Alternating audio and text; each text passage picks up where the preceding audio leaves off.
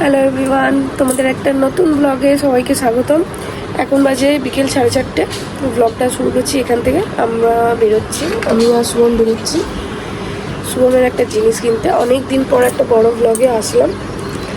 গলার অবস্থা প্রচণ্ড খারাপ, শরীর প্রচণ্ড খারাপ, তবুও আজকে ব্লগটা করতেই হবে, করবো, কারণ শুভমের একটা নতুন জিনিস আসছে বলে কথা। তো আজকে ব্লগ না করলে হয়, তো তোমাদের সাথেও শেয়ার করব কি আনতে যাচ্ছি।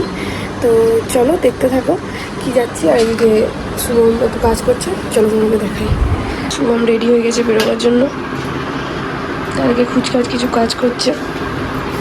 আমরা এখন কোথায় যাব শুভম? সারপ্রাইজ গিয়ে পৌঁছে তারপরে কথা বলছি আর ডিটেলস শেয়ার করছি। আচ্ছা চলো। আজকে ফার্স্টের ইন্ট্রোটা একটু প্রথমে ঝিমানো হলো, কারণ কি শরীরটা বিশেষ ভালো নেই তাই। তো চলো, এরপর তোমাদের অনেক মজা লাগবে যেই জিনিসটা এরপর দেখাতে চলেছি, তো ওইখানে গিয়ে দেখাবো। চলো।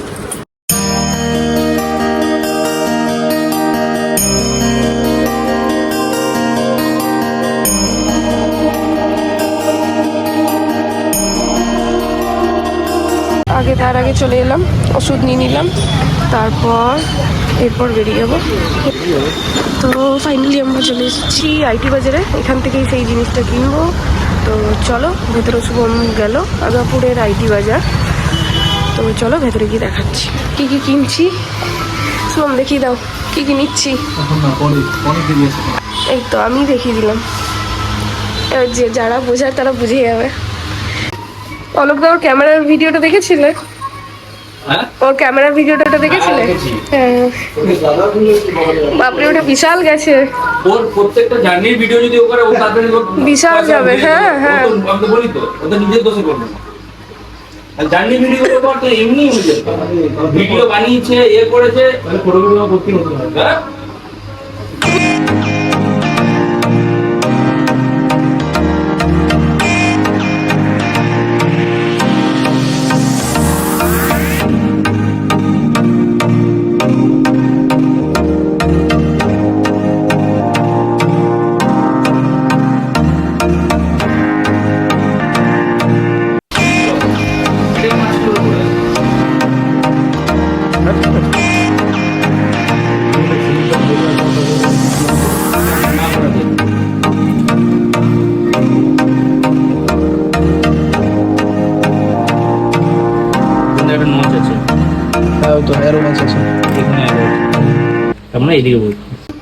জাস্ট খুলে লাগাতে পারি, খুলে লাগাতে পারি, অসুবিধা নেই। Okay ready? শুধু এইটা নামালে তোর হার্ট যদি ওপেন হার্ট সার্জারি হয় তুই কভার করবি রে? এইটা হবে না। ব্যাপারগুলো ছিল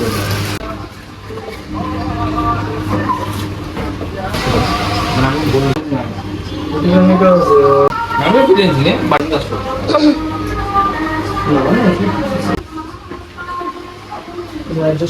তো ছোট ছোট জিনিস।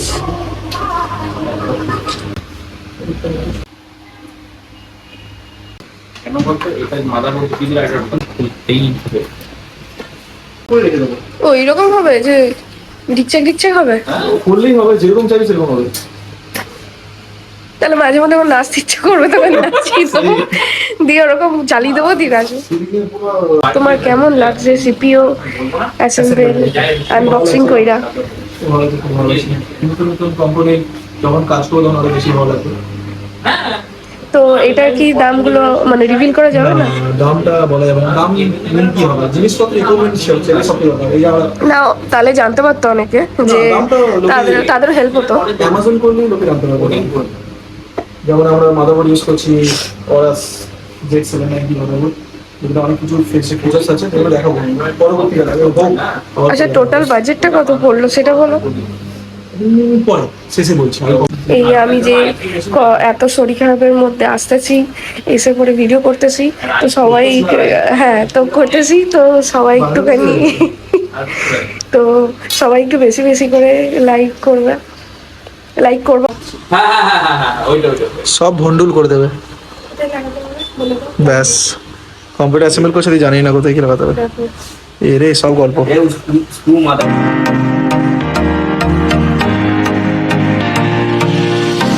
এসএমপিএস আমরা ইউজ করছি কুলার হাউসের তরফ থেকে 850 ওয়াটের এসএমপিএস। যেহেতু গ্রাফিক্স কার্ড 5070 আছে সেহেতু এসএমপিএস একটু হাই পাওয়ার দরকার আছে। আর এটা কমপ্লিটলি মডিউলার 850 গোল্ড আছে, পুরো মডেল আছে, তার যেমন ইচ্ছা কাস্টম লাগাতে পারে।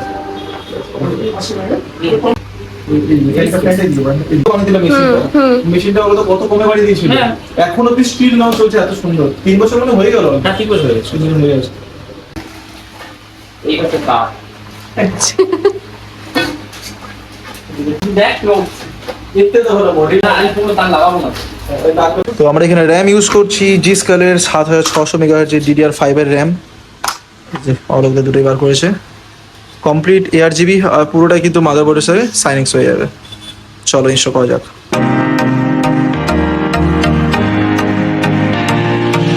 তো গ্রাফিক্স কার্ড আমরা ইউজ করছি গিগাবাইটের RTX 5070 12GB ভ্যারিয়েন্ট, DDR7 এর গিগাবাইটের 5070 উইথ 12GB VRAM।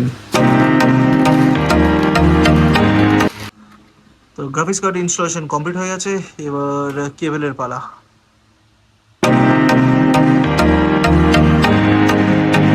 চলে এসেছি অলক দা আমাদের জন্য রোল নিয়ে, চিকেন রোল নিয়ে। Thank you.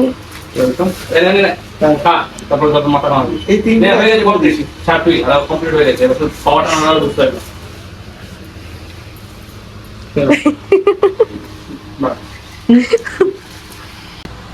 এটা আর সব এখন লাগানো চলছে। তাহলে এক কাজ করো, শুনো পাওয়ারটা বাইরে নিয়ে স্টার্ট করলো ওকে ফ্যান থেকে সিস্টেমটা নিতে হবে। এবার এর যে চারটে আছে না, এর একটা কানেকশন সিপিইউ স্টার্ট হয়ে গেছে। আমরা এসেছিলাম 4টার সময় আর এখন বাজে এটা 9:20, এখনো 1-2 ঘন্টা।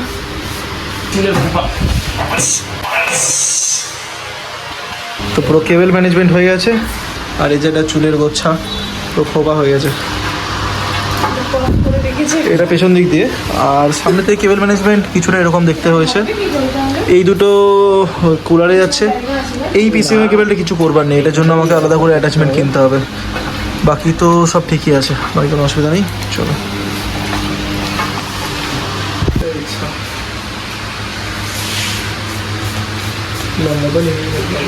তো আমাদের কমপ্লিট হয়ে গেছে, এবার আমরা বাড়ি যাবো।